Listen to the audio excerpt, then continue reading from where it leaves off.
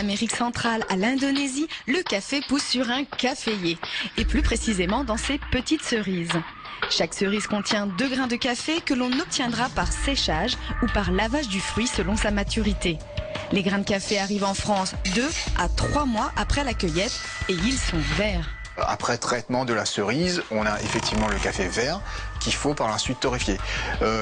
C'est pas parce qu'on l'appelle café vert qu'il est de toute façon vert, de couleur. Il peut avoir d'autres couleurs, presque jaunes des fois, même des fois un peu bleutées. Tout dépend du traitement que le café a subi et surtout de l'origine du terroir d'où il provient.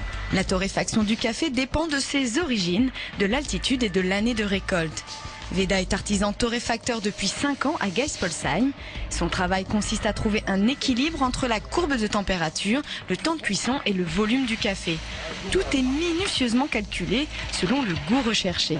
Là, on est en présence de ma machine à torréfier qu'on appelle aussi le torréfacteur, qui est composé d'un élément où on aura un tambour en rotation qui va être chauffé.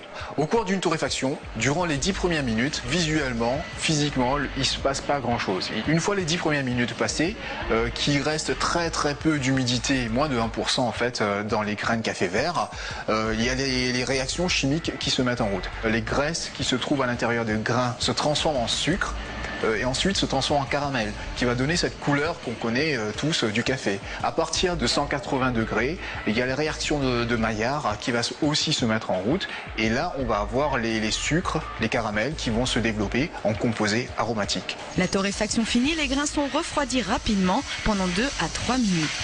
Mais ces grains, souvenez-vous, ils étaient verts. Physiquement, le café change quand même beaucoup au cours d'une torréfaction. D'abord la couleur par rapport au grain vert. Le café passe du vert au brun. Ensuite, il perd 20% de son poids. Et ensuite, il prend entre 60 et 80% de plus en volume. Donc il grossit, l'effet un petit peu popcorn. Le grain vert n'a pas d'odeur, n'a pas de goût. C'est la torréfaction qui va donner le goût, les arômes à mes cafés. Dans un grain de café vert, on a entre 800 et 1000 composés aromatiques. Plus on va torréfier le café, moins il y aura d'arômes et plus ça va développer de l'amertume, mais par contre, moins il y aura d'acidité. Le café se consomme différemment selon les pays.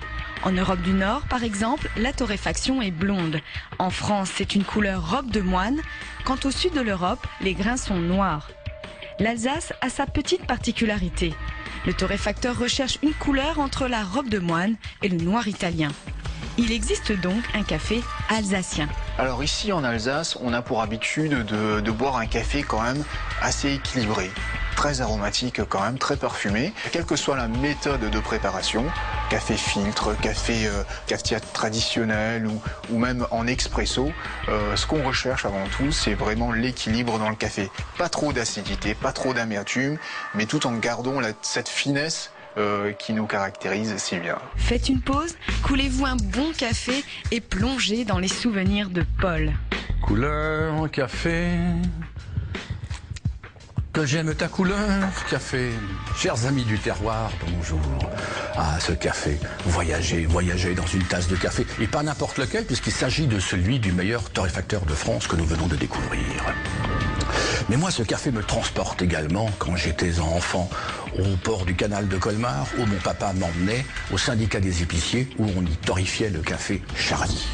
Alors, accompagnez-moi dans ce voyage. Remontons le port du canal, remontons le Rhin, allons jusqu'à l'embouchure et à la mer du Nord, prenons un bateau pour l'Éthiopie, rejoindre Rimbaud, où il commerçait du café, ou encore allons en Papouasie-Nouvelle-Guinée, cher à notre ami Gainsbourg avec son cargo culte. Moi, le café ne m'a jamais empêché de dormir, mais m'a toujours fait rêver.